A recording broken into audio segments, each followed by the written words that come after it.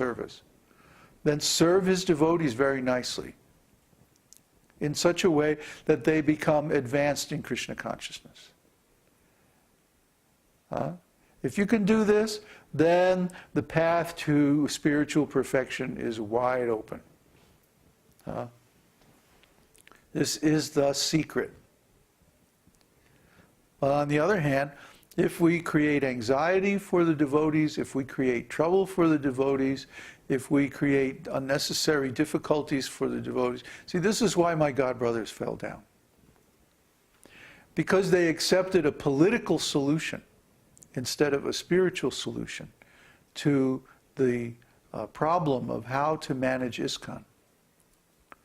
They created so much anxiety for the devotees, so much unnecessary trouble for the devotees, so much political agitation and other nonsense. And because of this, Krishna looked at that and he said, well, they're not helping my devotees, they're not serving my devotees nicely. They're causing artificially problems for my devotees. So why should I give them special mercy? So around here we call this serving the devotees, we call this the extra credit course. Like we have so many courses on the university site. You can work through all these courses from raw neophyte bhakta all the way up to sarvabhauma, acharya of the whole world. What other university can you go to all those courses? But even if you graduate from all those courses, if you don't apply that knowledge to help the other devotees, you won't be able to make it. It doesn't matter what your academic qualifications are. Academic qualifications are important, but applying them is even more important. So what really matters is the cleanliness of our hearts. Beginning from not committing sinful activities, through not making any offense against the holy name, and worshiping the deity very nicely without any offenses, and finally, to become free from offenses to all other living entities, especially the devotees. And most of all, to serve the devotees and help them to advance in spiritual life. This is the qualification for the highest stage of devotional service. And just see, you cannot imitate this. I have some godbrothers. There was one godbrother, he has a name that's kind of similar to mine. And he was going on the internet and YouTube and all of that, and putting up videos of his preaching. And he's claiming to be self-realized. And actually, I think he was kind of ripping us off. He was like trying to do like the same line or the same kind of style of preaching, But it just came out, he got in so much trouble. Everybody was writing him like, stop posting this nonsense. Come on, you're not qualified, he was getting so much static from everybody because he was trying to impress, and you could see very easily that he was trying to impress other people, especially other devotees. And, that doesn't work because devotees, any devotee who's been around for a little while knows what a service attitude is. And you better have a service attitude if you want to get anywhere with an experienced devotee, because they know that this service attitude is the key to spiritual advancement. They may not always be able to manifest that attitude themselves, but at least they know. But people who aren't devotees or who have very limited knowledge of devotional service, they don't understand this. They're still there trying to solve their problems.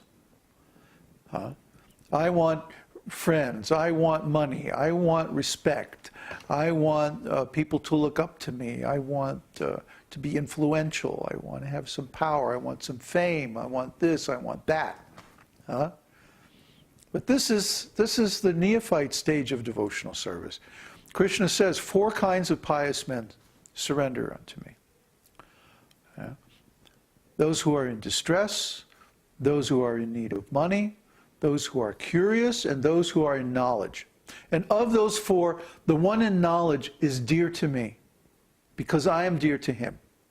So what he's saying here is that the other 3 are more or less neophytes. They're more or less licking the outside of the bottle. We have this story we tell about. You have a jar of honey. And it says right on the cover, it says honey, sweet honey. Right? Oh, great, sweet honey. I can taste this. And you start licking the bottle.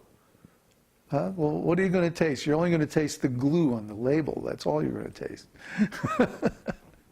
You have to open the jar and go inside, and then you can taste the sweet.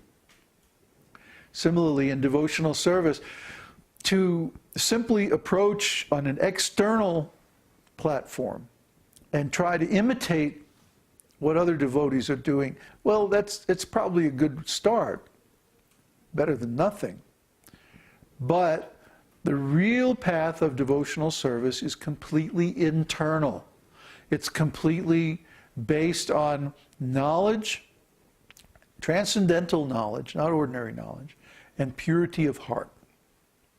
So without these 2 qualifications, transcendental knowledge means knowledge from the scriptures, and purity of heart means that you cleanse all the sinful reactions, all the materialistic desires, all the offenses, all the misunderstandings, all the doubts. Like the last few days around here, we've been cleansing doubts. It's like, come on, where's your doubts? Bring them out, come on.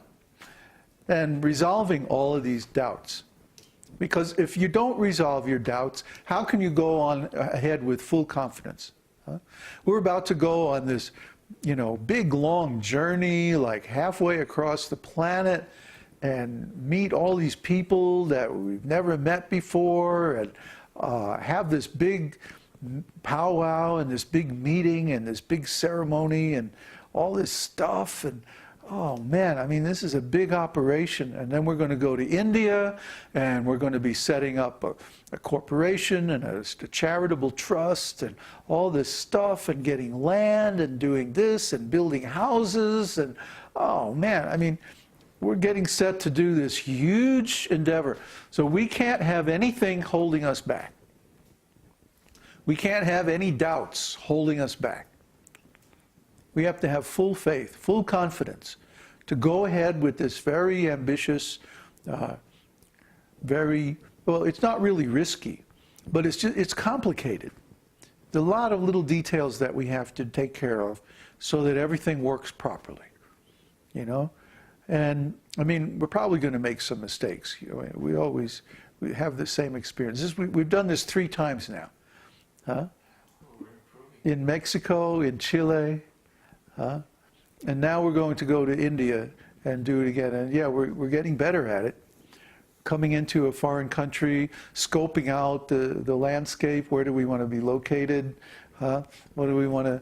How do we want to live? How are we going to supply ourselves? Yeah, we've gotten a lot more mobile, a lot lighter. And, but it's still like our whole trip is more than you can carry on an airplane. We have to ship at least, no? Really?